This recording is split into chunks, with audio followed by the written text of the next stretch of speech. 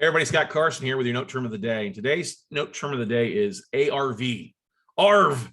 What does it stand for? It stands for after repair value. Now, an ARV is more common as a term in fix and flipping, all right? Or people that are buying real estate and looking to repair the property to increase the value by adding a bedroom or a new bath or just completely gutting the property. The house is only worth 50,000 as worth, but ARV, if we put these repairs into it, it'd be worth 150. Okay.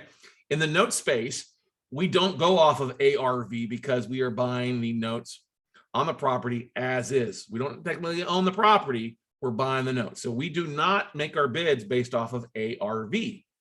Now, most fix and flippers, they are looking at their ARV after repair value as a way to come up with their MAO or maximum allowable offer. Usually what they'll do with ARV is take, okay, if we repair it, it'll be worth 150. We take 70 cents on the dollar, 150 minus our money cost. That's what our offer would be. So if we're taking 70 cents on the dollar of 150, that's coming to like 105. To take us 6 months to rehab it and sell it based on times of the market. Okay, so we are paying money. We're paying 1 point a month on average, or 12 percentage points. And 6 months, we had to reduce another $6,000 off it. Then our maximum allowable offer will be like 95. That's all based off of ARV. We, as note investors, we don't go off of ARV. So if you're in the habit of figuring, oh, what's it going to be repaired? You have to realize when you're buying the note, you're buying the debt.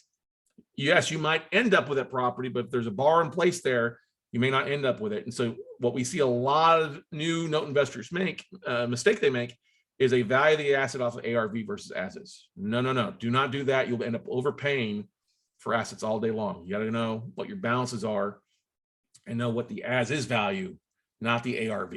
And that is your note term of the day. What is ARV?